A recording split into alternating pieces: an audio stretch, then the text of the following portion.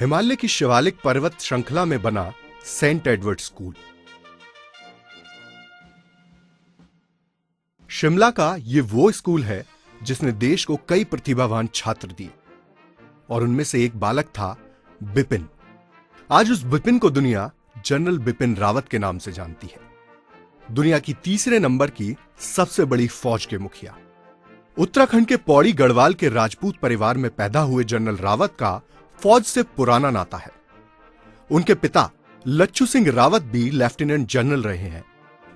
दिलचस्प है कि उनसे पहले वाले सेना प्रमुख जनरल दलवीर सिंह सुहाग भी इसी रेजिमेंट से ताल्लुक रखते हैं।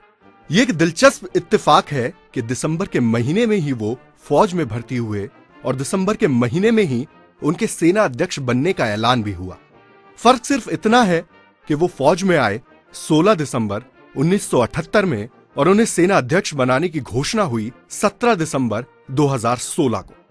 इस दौरान उन्हें अति विशिष्ट सेवा मेडल, युद्ध सेवा मेडल, सेना मेडल, विशिष्ट सेवा मेडल से सम्मानित किया गया।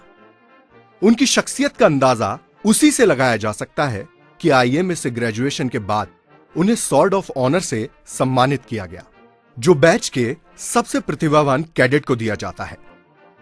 जनरल रावत पर्वतीय क्षेत्रों में युद्ध के माहिर माने जाते हैं और कश्मीर घाटी के मामलों पर भी अच्छी पकड़ रखते हैं। सीमा से घुसपैठ की रोकथाम और घुसपैठियों को सबक सिखाने के लिए उनकी खासियत की तारीफ की जाती है।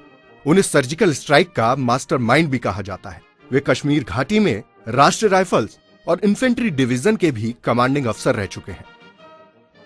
एक बार तो ड्यूटी के दौरान जनरल रावत बेहद भयंकर मंजर से रूबरू हुए।